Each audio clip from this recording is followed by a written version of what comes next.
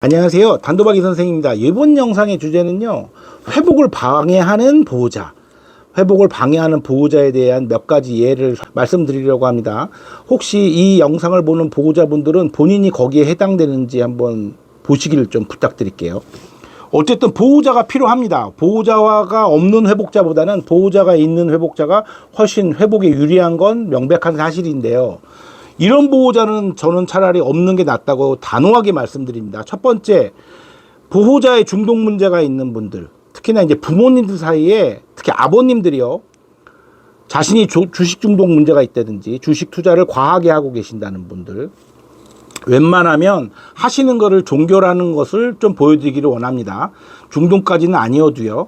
그리고 과도한 스포츠 중독, 특히 내기 골프 같은 거를 즐겨 하시는 분들, 그리고 밤늦게 해외 축구나 뭐 메이저리그 야구 이런 스포츠 하이라이트를 집중적으로 너무 보시는 분들, 자녀가 그런 문제가 있음에도 불구하고, 그리고 또 어떤 중독이 있을까요? 술 문제.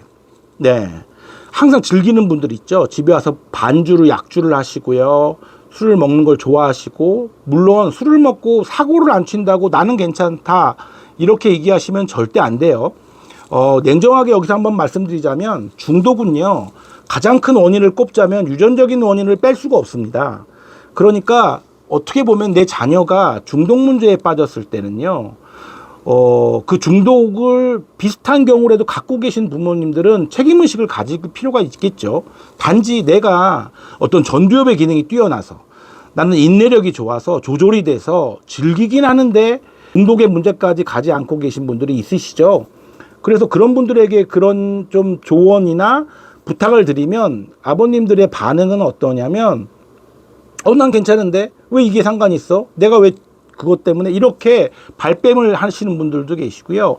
전혀 나는 심하지 않다고 얘기를 하시는데, 심하고 안 심하고 보다는 그것을 객관적으로 보기에는 안 좋겠죠. 당연히 촉발 원인이 되고 충동을 많이 느끼겠죠.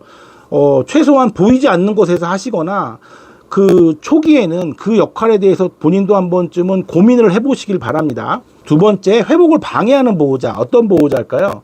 회복을 방해하는 보호자 중에 탐정놀이를 하는 보호자들이 계세요. 의심하고, 첫 번째, 꼬치꼬치 캐묻고요.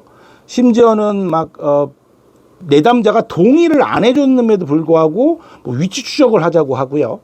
그렇게 모든 내역을 파악하려고 하는 분들. 그런데 그 동의도요, 억지로 눌려가지고 하는 동의 말고, 당사자가 오케이, 나를 위해서 감시를 해주세요, 그거는 상관이 없습니다. 그런데 이제 본인들은 객관적이라고 하지만 상담 과정에서는 거의 이제 반강제식으로 했던 경우들도 있어서, 이것은 제3자의 판단이 꼭 필요합니다. 의심은요, 어찌됐던 간에 그 관계를 멀게 합니다.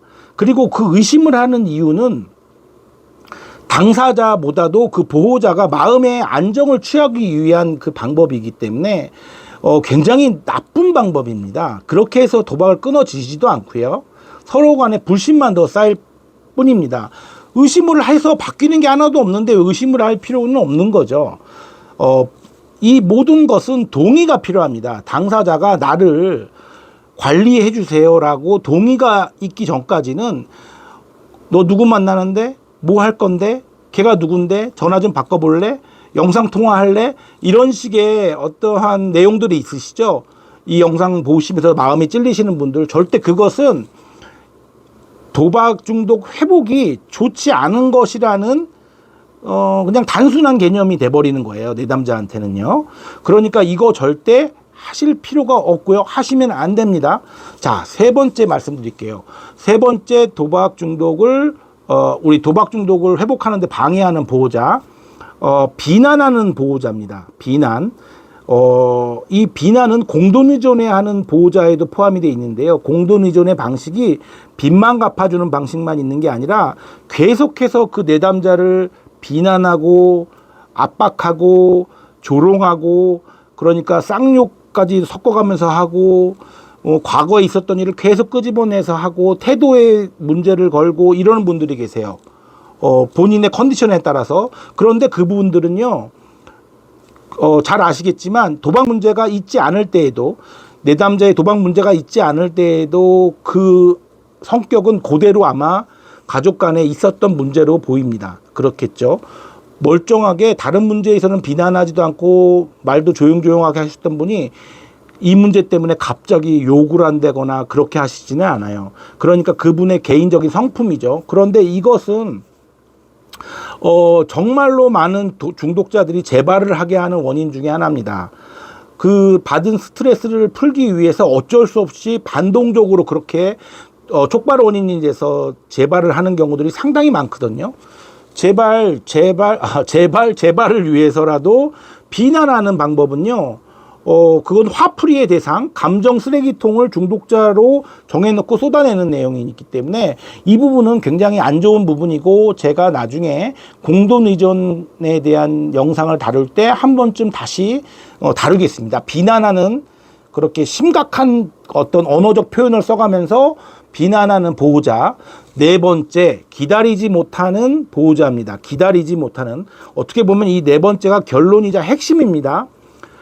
도박 중독 회복을 하지 못하고 있는 내담자가 내 가족일 때 제가 항상 드리는 말씀은 기다려 주세요인데, 자, 여러분들 기다려 달라는 말과 내버려 둔다는 단어가 똑같나요?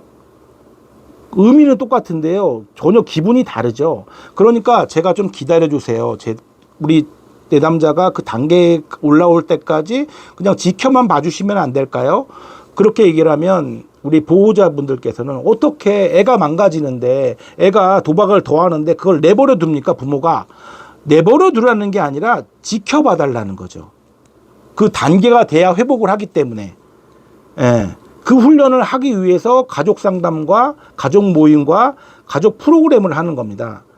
내버려 두는 것과 지켜보는 것은 어떻게 보면 결과적으로는 똑같겠지만 느낌이 다르죠. 그냥 내버려 둔다고 생각하지 마시고 무책임하다고 생각하지 마시고요. 그 단계까지 내가 기다린다. 기다려야 하는 나의 역할이다. 이렇게 좀 생각을 해주셨으면 좋겠어요. 그래야 때가 돼서 움직이는 거고, 그 움직이는 그 행동의 결과는요, 그 내담자가 만들어내는 거니까 그때까지는 부모가 할 수 있는 거는 기다리는 거 외에는 아무것도 없습니다. 그게 많이 힘드시죠? 그래서 그 힘든 부분을 저와 센터와 프로그램과 모임에서 해결을 해 주시길 바랍니다. 오늘은 4가지 회복을 방해하는 보호자에 대해서 좀 말씀드렸는데요. 다음에는 회복을 돕는 보호자의 역할에 대해서 한번 얘기해 볼까 합니다. 네, 영상 봐주셔서 감사합니다.